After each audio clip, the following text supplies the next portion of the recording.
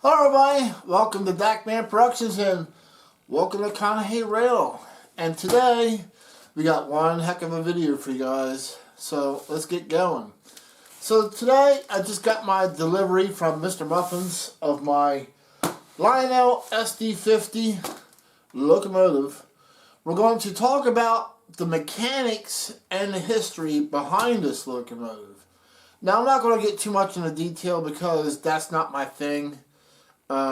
Getting into this handrail and this truck frame and this door and this horn and all that stuff. That's not my my thing. So there's other channels I'm sure that are reviewing this, and we'll talk about the details of it, and you can watch them. But however, if you like history and mechanics of locomotives that we buy, by all means stick around because this is going to be a good one.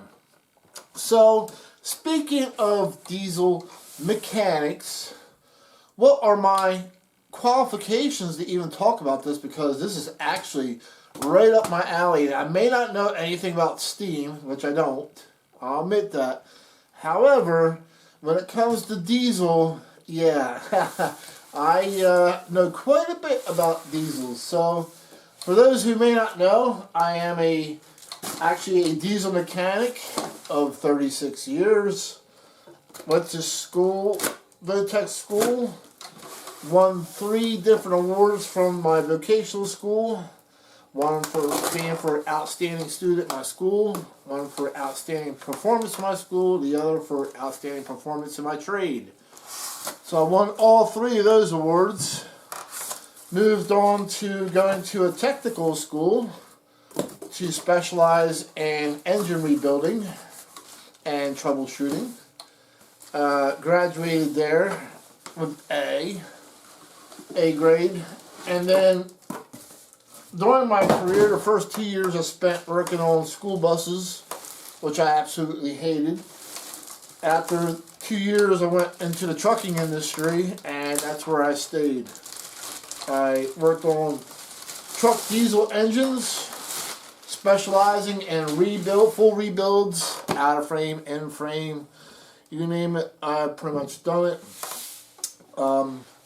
Also, with that being said, my job, I worked for 3 different dealerships, one of them being for International, and I went on to Kenworth after that. Became Cummins certified, and the Cummins engineers weren't that great to deal with either. They acted like they were God, and I already had a bad taste in my mouth as it is with vehicle product engineers and other ones, those who are designing and making this stuff to begin with. And then finally there was a Cummins job that came into the shop. That was, and I called up we had to call up Cummins warranty and tell them what the problem was and show them the codes, and they told me to replace this part. I'm like, thinking to myself, that has nothing to do with what's going on. Well, we tell you how to fix the truck. I'm like, okay, you tell me how to fix the truck. So I put that part on, and guess what? They didn't fix it. So I went back and said, nope, didn't fix it. Now what? They tell me, all right, so this is the next part you're going to replace. Okay, I'll replace it. Didn't fix it. Finally, I was getting mad. I had enough. Had enough of engineers. Had enough of stupidity and arguing. And I called him back. I'm like, look, this didn't fix it either. I said, I want a shot at fixing this. On my own. I want an hour's worth of time to figure it out. Oh, well, if you think you can fix it, that's what we'll give you, is an hour, and that's it. You don't fix it, you don't get paid. Alright, no problem. In an hour I had it all figured out. I knew what was wrong with it. And yes, I fixed it. After that, I talked to the engineers, and they said, look, we're going to go ahead and move you up to a tier technician. And then the next time you call, he said you'll get the upper engineers. upper tier engineers because of your status. So they bumped me up. I was able to talk to and I got more respect after that. And was able to move up further in my ranks. Being able to, after that, again, doing full rebuilds and all that stuff, I became certified in being able to do horsepower upgrades based on CPL, meaning critical parts list. So, in other words, a truck was traded in, and maybe it only had 400 horsepower. The salesman would come up to me and say, hey, look, what can we bump this engine up to as far as horsepower? Because they wanted to be able to sell it with more horsepower if possible. So I would look into the critical parts list and check out the cams that were installed from the factory, the pistons, and all those turbos, and determine how much horsepower could be it bumped up to. So like if it was 400 horsepower, I'd be able to say, okay, judged on this CPL build, I can bump you up to 450 and bump the torque up another 100. So that was part of my job too. So at this point in time, I was well qualified, obviously, to do certain things. So again, this is all of my background of horsepower and, being able to look at critical parts lists like pistons and cams and turbos, and being able to tell you, yes, you can bump it up, or no, we can only go up this far and that's it, or not at all. Finally, one more little thing here. I don't talk about this much because people won't believe me anyway. So at one point in time, I don't know, it was like 15, 20 years ago. There was a phone call that came in from Kenworth Corporate, and it was top priority. So they brought me into the office, and I had no idea what was going on at the time. I thought I was in trouble, but they said, nope, we got a problem. We got a top priority Kenworth repair that has to be done in a certain time period. We're like, okay, what's going on? They said, no matter what, you have to agree not to say anything. It's got to be kept low profile. And I agreed to that. Finally, they told me Mariah Carey was having a concert in Philadelphia, and the bandwagon truck that had the equipment on it broke down. And this was a brand new Kenworth with a Cummins engine in it. And they didn't want bad press release about it. And on top of that, she was waiting at the stadium for this equipment, which had to be there by a certain time. And you want to talk about sweating bullets, because I only had a certain amount of time to get this truck fixed, so it would get there in time to offload equipment so she could have her concert. That was probably the worst I've ever felt under pressure, ever. And of course, I never spoke about that because I had a promise not to. I'm sure that timeline has well passed by now, but even the guys in the shop didn't even know that the bandwagon truck was Mariah Carey's, because it did not. Of course, it doesn't have her name or anything on it, but it was an incognito sort of deal. And I've also worked on other high-profile vehicles as well, such as money trucks. Talk about a nightmare if you got a money truck that's still loaded with money and it's broke down. Of course, you're working on it with armed guards around it. That's always fun. The best one was the Navy showed up with a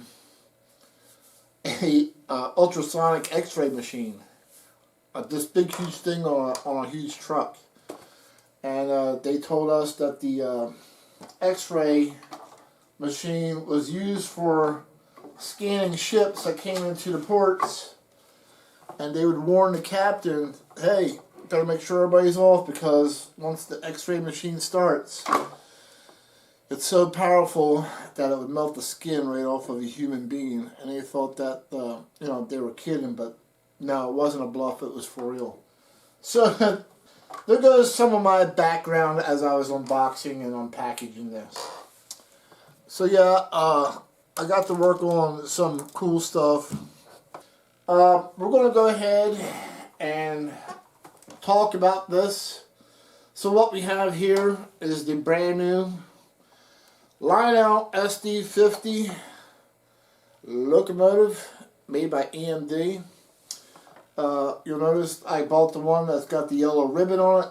So what we're going to do is we're going to talk about the mechanics of this locomotive. We'll talk about the Lionel part of this locomotive. And we'll talk about the Conrail part about this locomotive. The SD50 was built beginning of December of 1980 until July of 1987. A total of 431 units were built. EMD, or otherwise known as Electric Motor Division, was a division of GM, or General Motors. General Motors was into a lot of different things at the time. GM was into railroading. They also were into buses. The most iconic bus that GM had built was nicknamed the Fishbowl bus. Another iconic GM bus would be the Scenic Cruise Liner, especially built for the Greyhound lines. GM also was heavy into the trucking as well. There were many GM products there, starting with the early GMCs known as the Cracker Box, all the way up to the GMC Astro 95s. GM was really heavy into that market. And GM actually had their own engine in the trucking market as well. These were the Detroit 71 series. And they could be found in a couple different configurations. You had the 6V, which was a V6. A 671, which is straight inline 71 series. And a V8 71, as well as a V12 71. The GM Truck 71 series got the nickname of Screamin' Demon. That's because of the amount of RPMs they turned, the screaming part. So back at that time, Cummins and Caterpillar were only pulling about 1,800 RPMs max. Where the Detroit, I mean, you were screaming at right around 2,600 RPM, so there was a big difference. How the demon part of the nickname came about is because if they were not correctly tuned, or something mechanically happened, they would actually run away. And sometimes they would just go up in a ball of smoke, and sometimes they would blow apart, grenading parts everywhere. Many people were afraid to even work on them. I myself got certified to work on those 71 series, including the V8. So I was not really scared to work on these things. There was two safety things you had to keep in mind with them. Number one, you always took the valve cover off and you put a pair of vice grips on the fuel rack. This was to shut off the fuel just in case it started to run away. However, the 71 series Detroit 2-stroke was also a scavenger type of engine, meaning if it got past a certain point, that even shutting the fuel off, it would still run away, because it would actually start eating and running off its own oil in the oil pan. Which, the second safety thing was really important. Having a rubber mud flap nearby to shut off the air in the intake. This was your last and final backup, which always worked. Here's a short, amazing story I have for you guys from my past experience. I was tuning up and running the valves and rack on a V871 in a shop. And we were in a shop that had two sides of the shop, and they were divided up by a short little, like 3-foot tall fence. So there was a different sides of the shop divided by a fence. Kind of hard to describe. But I remember working on this Detroit. There was another guy way down the other side of the fence. He was working on a Detroit. Well, he must have done something wrong with his adjustments, because as soon as he started the engine, it started to run away. However, he was not prepared. He did not have his pair of vice grips on the fuel rack or nearby. So he started to go into panic mode, and I was looking over at what was going on to make sure it was being handled correctly, to help people out.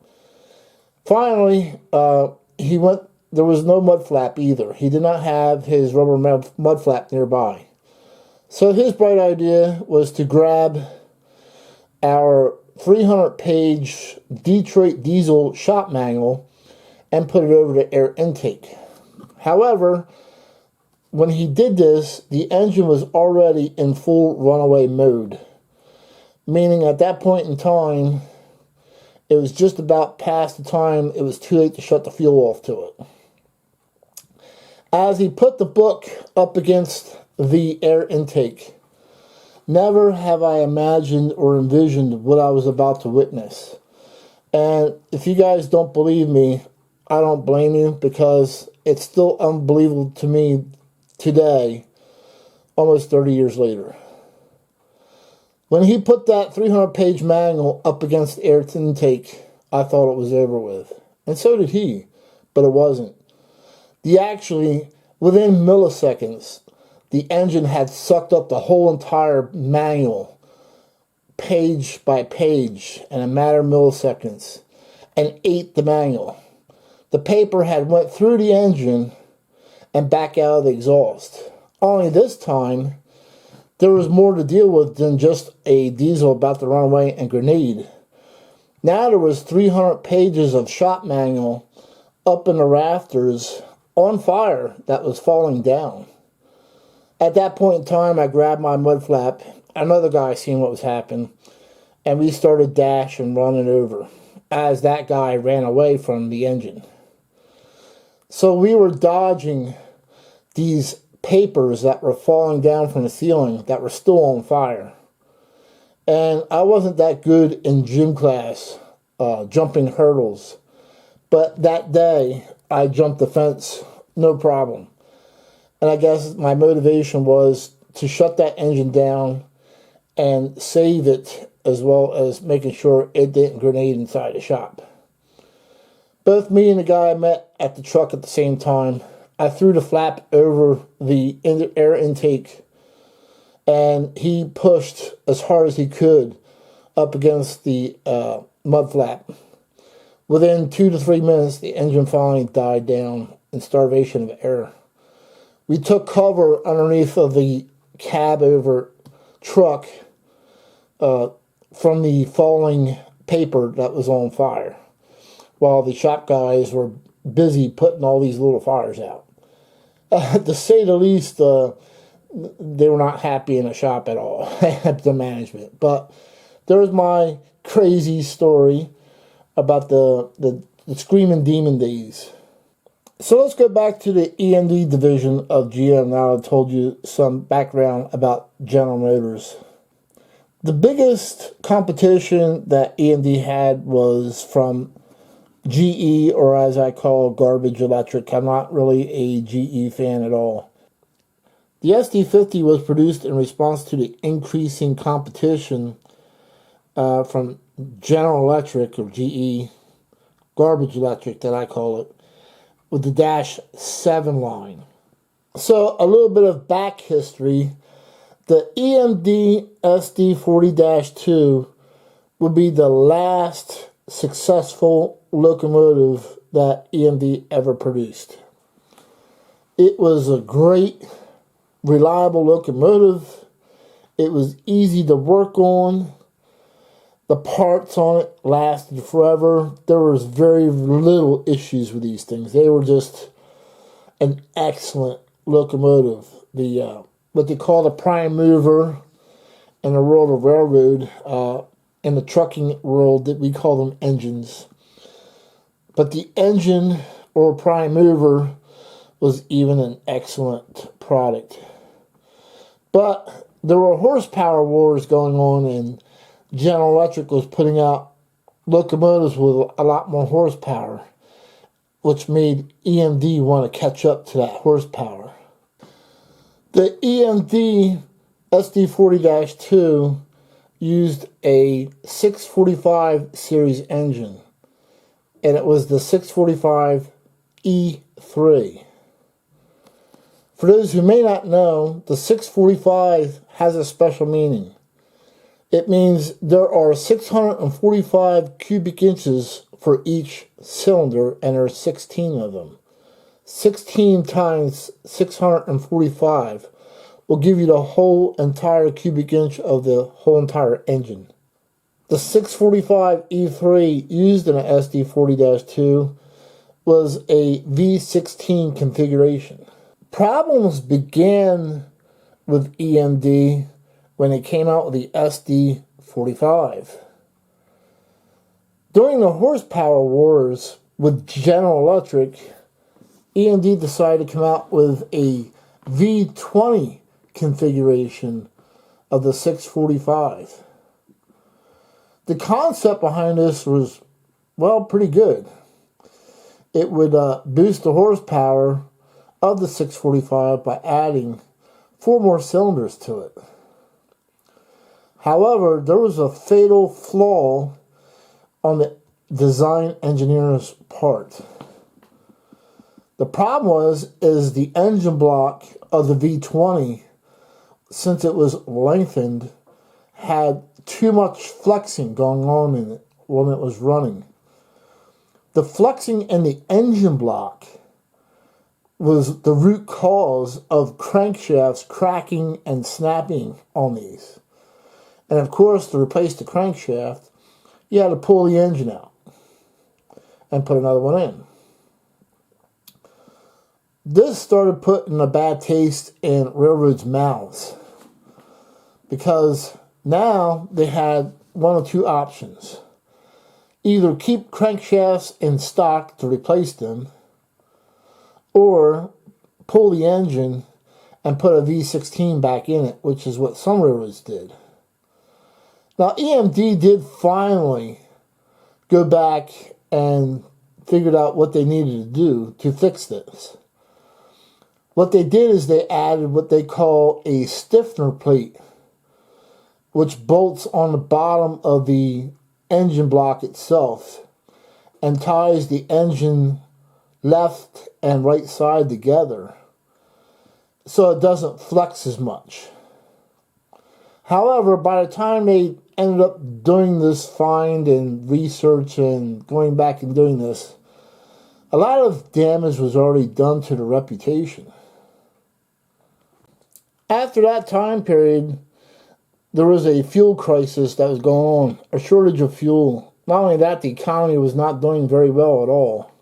So when EMD was coming up with a design to compete with the Dash 7, General Motors was pretty much beating up on our division, saying, hey, look, we don't want to spend all this money in research and development, and we want you to do this next locomotive as cheap as possible with simple upgrades to match the horsepower.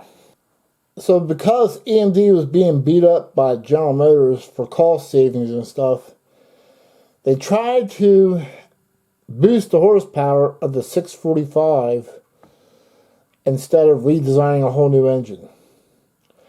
Some people have said in comments that I've seen that there was a new engine that was put in SD50 and it failed. And that would be an incorrect statement.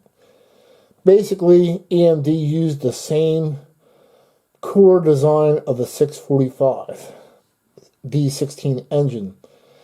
Now, it's very common in the world of diesels to change the model numbers for different variations for small design changes, but that doesn't mean the core design has changed at all. So the core design, meaning the engine block, the bore, the stroke, is all going to be the same. So although the EMD SD50-2 had a 645 E3 engine, when they went to come up with the 16-645F engine for the SD50, doesn't mean it was a whole new engine. It was not. The V16 645F had a turbo supercharger combination to boost the horsepower, but still shared the same core design block as the 645 E3. When it was originally produced or introduced, the SD50 was pushed to 3,500 horsepower. After that, the RPMs were increased from 900 to 950 to boost the horsepower from 3,500 to 3,600 horsepower in 1984. This is when the downfall of this engine started to come apart. It was a huge catastrophic failure because EMD pushed that 645 series engine beyond its intended limits of engineering. At that point in time, not only was it suffering from crankshaft snapping, but it was also suffering from blocks breaking in half. And if it wasn't bad enough about these catastrophic engine failures just blowing apart, the electrical cabinets were very troublesome. On top of that, there wasn't enough cooling for the traction motors, so they would also blow traction motors out of the trucks needing replacement. This was a total, absolute failure for EMD, which they would never ever recover from ever again. This ended the reputation of EMD forever, unfortunately. After the super failure of the EMD SD50, EMD went back to the drawing board and totally redesigned a whole brand new engine and locomotive as well. The EMD 60M, which was introduced with a brand new 710 series engine. However, this would be too little, too late, unfortunately, for EMD. GE had already introduced its next series of locomotive, the Dash 8, with even more horsepower. Not only that, but even though I'm not a GE fan, it was actually one of GE's most reliable and easy to work on locomotives they ever built to date. In my opinion, the GE Dash 8 and Dash 9 were the two best locomotives GE ever built in their history. Unfortunately, General Motors ended up selling EMD division. The reputation was just too badly hurt to ever recover from money-wise. They decided to bail out and sell out to Progress Rail. Now, for those of you who may or may have not noticed, if you look in the Lionel catalog when the SD50s were released, look at the Norfolk Southern unit. And underneath of the Norfolk Southern unit, you'll notice in the description, Lionel had actually labeled it an SD40E, which is correct. So what was a Norfolk Southern SD40E? It was basically a rebuilt SD50. So what Norfolk Southern did is they took the SD50 frame, because the frame part of it actually rode pretty well. It was a very comfortable ride. However, as I previously explained, the engine was a piece of crap. So what Norfolk Southern did is they actually took out the engine, or what the railroad calls a prime mover, out of the SD50, and they rebuilt engines out of the SD40s. And these engines are what they used in the SD50. Now, Norfolk Southern did some upgrades and updates to the electrical cabinets and all that stuff as well, because, as I also mentioned, they were problem childs, as well as updating the air cooling and ventilation to the motors in the power trucks. So there you go. There's the reason why it's called an SD40E. It's because it's a SD50 frame and body with an SD40 engine. Now, I got to see the SD40E when Norfolk Southern first finished rebuilding them. They were pretty impressive. But if you look at my photo here, you'll notice that the fuel tank is smaller.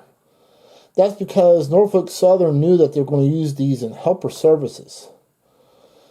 So they didn't need big fuel tanks on them. So they took the SD50 fuel tanks off of them and put SD40 fuel tanks on them. Alright, so let's talk about the prototype.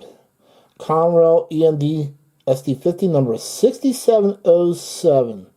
Now, I bought the one with the yellow ribbon on it. We support our troops. Is this for real? Absolutely. This is a real Conrail unit. So Conrail painted a yellow ribbon on number 6707 to publicly announce how they supported the troops during the Desert Storm War in 1991. So I was talking to a viewer at the Spring Allentown train show, and we happened to talk about the introduction of the Lionel SD50s and the Conrail units, especially the special ones such as the one with the yellow ribbon.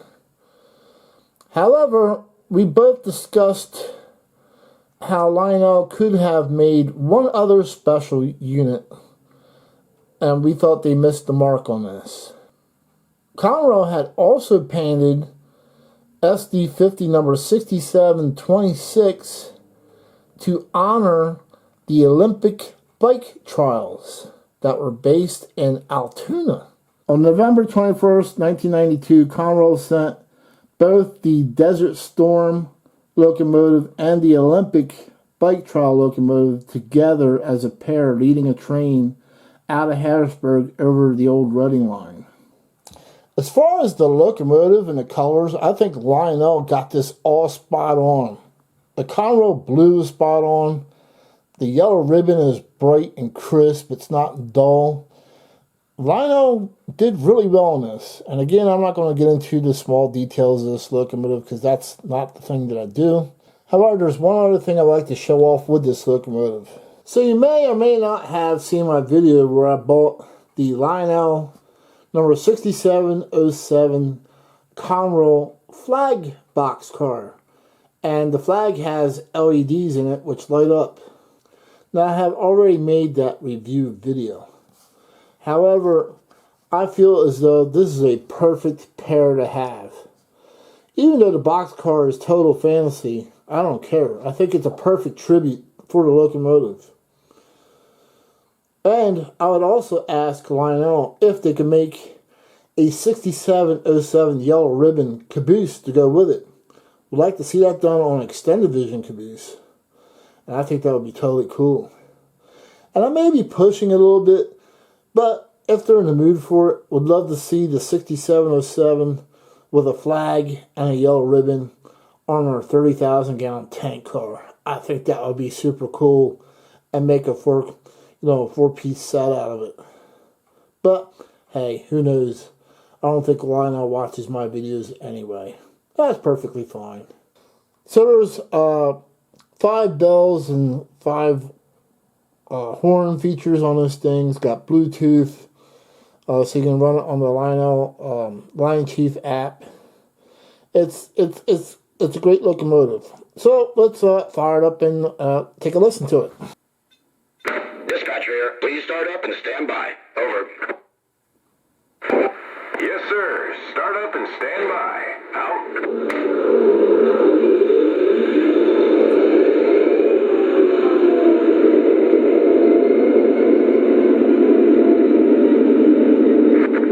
Dispatcher, am I cleared to the outbound? Over.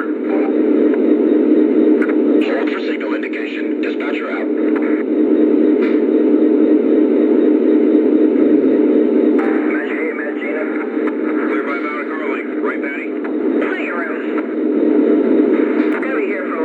Timetable's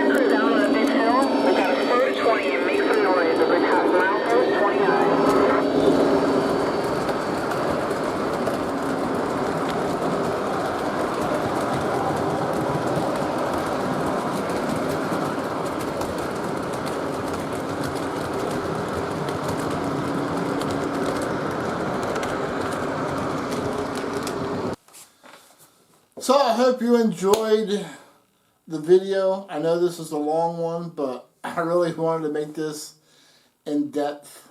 And I also see Conrail showing up on other layouts as well. And yes, I do watch other YouTube channels. And it's exciting to see them buying Conrail. Even Kevin Quinn of the TCA, he bought Conrail for his layout. And he's a post-war guy, and he buys Conrail locomotives. So it's funny to see Conrail showing up on other layouts. But this video is long enough. Thank you guys for hanging out with me, and we'll catch you trackside or the next train show. Goodbye.